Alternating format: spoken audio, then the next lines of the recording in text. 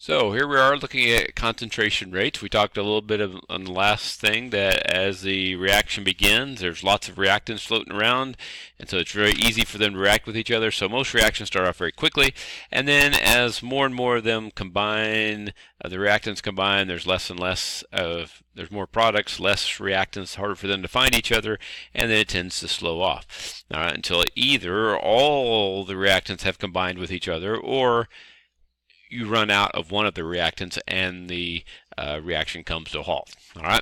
Now, more specifically, there's some things that affect the reaction rates of different chemicals. When you mix different chemicals together, they're going to have different reaction rates than other chemicals when you mix together. Now, some of the things that can affect the reaction rate, it could depend on the actual chemicals. It could depend on temperature, concentrations, and some of those things we'll look at. For example, if you have iron rusting on I have an old plow out in my front yard, and it rusts, but it's very slow, gradual over time. If you looked at it, you would not see rust happening, increasing more rust and rust all the time. You would not see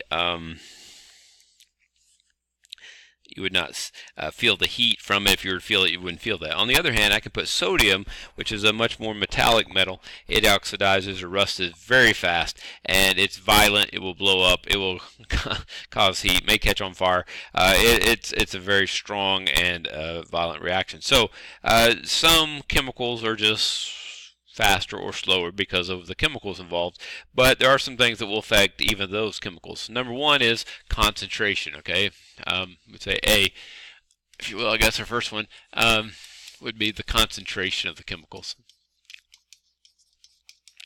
All right. That's actually an O, although it's hard to tell there. But anyhow, concentration. Because if the reactants,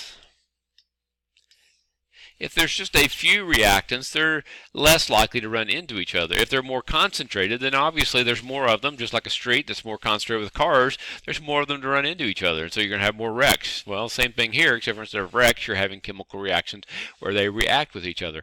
Okay? And so the more stuff you have in it, then the more they're going to react. Acids are like this. Acids that are weak, if you water it down enough, you mix it with enough water, you could drink it. But if it's more concentrated, then it could do damage to you. So it just depends on how concentrated the acid is. So obviously the more concentrated it is, the more they're going to collide with each other, the more likely you're going to have a reaction that you're looking for.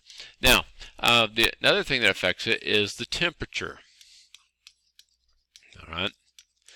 Temperature is going to be kind of similar to concentration in a way because first of all, in order for them to react, they have to have a certain amount of energy when they hit. It's not just enough that they hit, but they need to hit with enough energy. If they hit slowly, if they come together very slowly and hit each other, even if they're lined up right and everything else is right, they may not react. They may just bounce off of each other. Okay, so they may not have enough energy.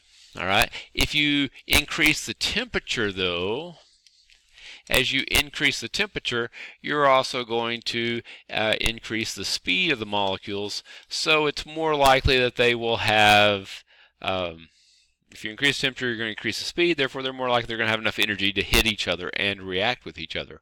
Also, just the fact that they're moving faster and more often, the odds of collisions increase. Okay, if everybody went about 20 miles an hour on the highway, we wouldn't have any collisions probably. We wouldn't get anywhere, but that's okay. But you know, so that'd be a downside. But at least there'd be less collisions. But well, the same thing when going to high speeds, there's more likely for them to hit, bounce off of each other, and bounce into other people. And so between moving faster and having enough speed, so when they do hit, they'll react. The odds of them hitting are more often because they're moving faster and hitting things. And so temperature, as you increase the temperature, that will increase the reaction rate also. And so if we increase the concentration, that makes them more likely to run into each other, and temperature causes them to run into each other too.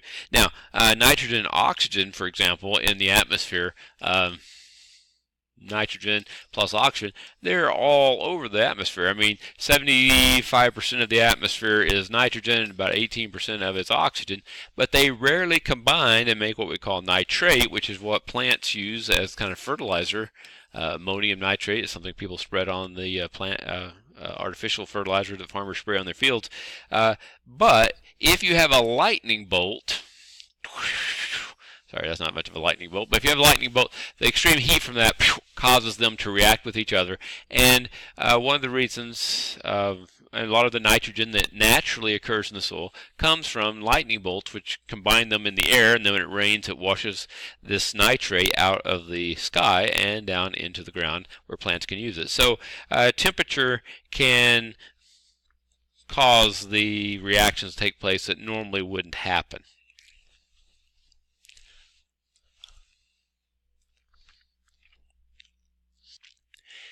Besides temperature, which can increase the reaction rate, and the concentration, the higher concentration can increase the reaction rate.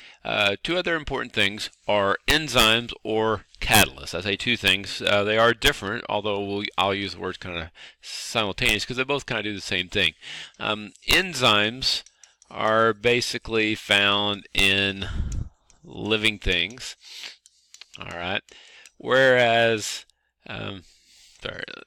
living things, whereas catalysts are non-living. We tend to think of just chemical reactions in the lab and so forth, and lots of industry processes and stuff where they do chemistry are going to be catalyst. All right, if it's in your body, it's an enzyme. If it's now some differences in that. These are going to be much more complicated because they're more complex chemicals. So they're much more complex or complicated. They're very specific shapes. If they're not the right shape, they won't work properly. A lot of people have diseases basically are caused because certain enzymes don't form. There's a mutation and that enzyme doesn't form, it doesn't work, and if that enzyme doesn't work, then something very important in their body shuts down and no longer works. Catalysts tend to be simpler compounds, simpler because they're not built by your body or anything like that. Therefore, they're just found in nature. And so, in general, we tend to say that catalysts are less complicated. Okay, but both of them do the same thing, and they can affect and control the reaction rate, and they tend to cause it to speed up. But they can work in different ways, or they can do the same thing, just depending. All right. All right. So let's look at a couple things here real quick.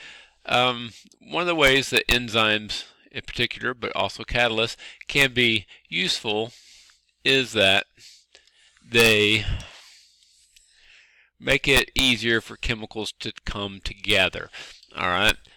We mentioned briefly earlier that even though you have reactants coming together, if they don't hit in the right direction, if they have like receptor sites where they are willing and more vulnerable to react, and if they don't hit those spots, then they may not. This is particularly true in enzymes and living bodies where each of your cells have certain receptor sites, and if you don't have the right receptor site, then the enzymes, they won't react with each other, and so they have to be lined up right.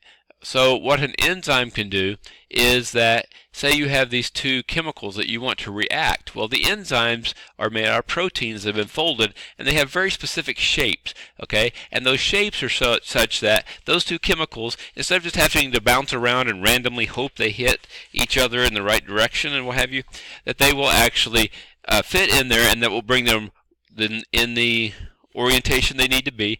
They'll be right next to each other where they can easily join together and form a new product. And so if you have an enzyme in there, it's kind of like a matchmaker, if you will, and it brings these two chemicals together in the right orientation, facing each other the right way, and setting it down, talking it out, and joining up. And so they're kind of like a matchmaker for these chemicals. All right. Now they can also be the opposite. They can take a chemical that's joined together and bring them together and cause them to break back. Okay. And so it can either be substrate, in this case, is two chemicals, kind of like a reactant, really. Two reactants, bring them in, hook them together, and make a product, or they can take a product and break it down. In human bodies and other living organisms, it's very important that you can go both directions in a lot of these reactions because your body's constantly trying to keep things in the middle. So you can either make more of the products or more of the substrates, whichever you need to balance things out and keep things in what we call homeostasis. But basically, that's kind of what an enzyme can do. It can bring them in and line them up so that they line up properly, and then they can either be joined together or broken apart very easy. And so that makes it a lot quicker than if they were just bouncing around randomly on their own.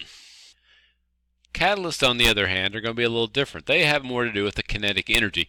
In order for these things to react, when these chemicals come together, they need to have enough kinetic energy that they can overcome what we call an energy barrier. There's a certain energy barrier that they have to meet in order to react. If they don't hit hard enough with enough kinetic energy, then they won't do that. And that's one reason we said the temperature is important, because the hotter they are, the faster they're moving, they have that energy that when they smash together, they will react if they're lined up properly. Okay, but with some reactions, that's very difficult. We talked about, for example, nitrogen and oxygen. And they have a very high energy barrier, and it would take something like lightning bolts or something to give them enough energy. Not sure my lightning bolt's getting any better, but a little better. Okay, a lightning bolt or something with high energy to get them up to enough energy that they can react and form nitrogen monoxide or nitrogen trioxide, or one of those nitrates that your plants basically use for fertilizer. Okay, so what if there's not something like lightning that can supply enough energy for that? Okay, so instead, a lot of times what happens is there are catalysts, and when the catalyst is present, it changes the amount of energy that it needs. So for example, this is ozone, O3, just 3 oxygen atoms stuck together. We know of ozone in our atmosphere that protects us from a lot of the ultraviolet rays and stuff that come down from the sun. So it's very important stuff. Okay, and so it can react and change to O2, which is the oxygen that we breathe and that we're familiar with. When we talk about oxygen, we're breathing oxygen. We're really breathing O2, or 2 oxygens stuck together. Okay, and there's a certain activation energy or amount of energy here it takes to make that reaction happen. Okay, and you need to know that word. That's the activation energy. How much energy does it need to make it happen? And obviously, the bigger the activation energy is, then the less likely the reaction is to happen all by itself. It's going to take something special to do it. And so normally, ozone breaking down would not be a big problem.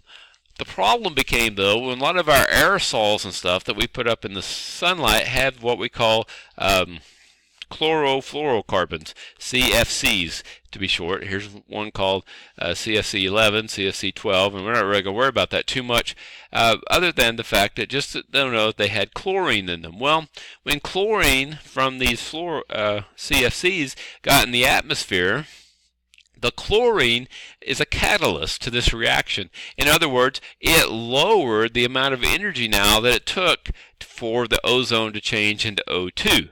Now, that's great if you want more oxygen, but the problem is we need that ozone up in the atmosphere to protect us from UV radiation. And as more and more of this chlorine got sent up into the atmosphere, it lowers its activation energy, and more of the ozone was changing to O2.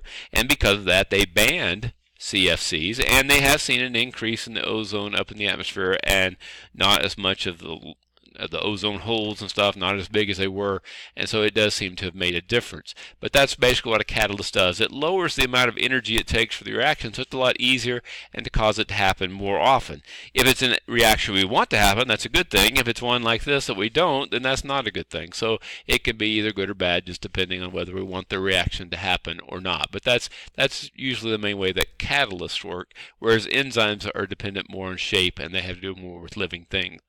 Another common example of catalysts are like catalytic converters. If you look in cars, they have a lot less exhaust now than they used to exert. I have a 1998 Nissan pickup, and I can tell the difference when you smell its exhaust, because it doesn't have as good, but it does have a catalytic converter, I'm sure, also, but it's not as well. They've gotten to where it breaks down. A lot of your energy that goes through the engine does not get completely burned totally. Okay, and as it gets passed out, a lot of these things are given off as pollutants, nitrates, and CO, carbon monoxide, and things like this that are bad pollutions. So as your exhaust comes through, it goes through this catalytic converter, and this catalytic converter has basically platinum in it, PT, which I don't think we put it on our list of elements perhaps, but you should know that PT is platinum, and platinum, as these gases go through there, it causes them to burn completely. And if you burn gas completely, you make H2O and carbon dioxide, and you get a lot less pollution. Now, the catalytic converter doesn't completely work, but at least it reduces the amount of bad pollution. And that's where we're going to stop for that.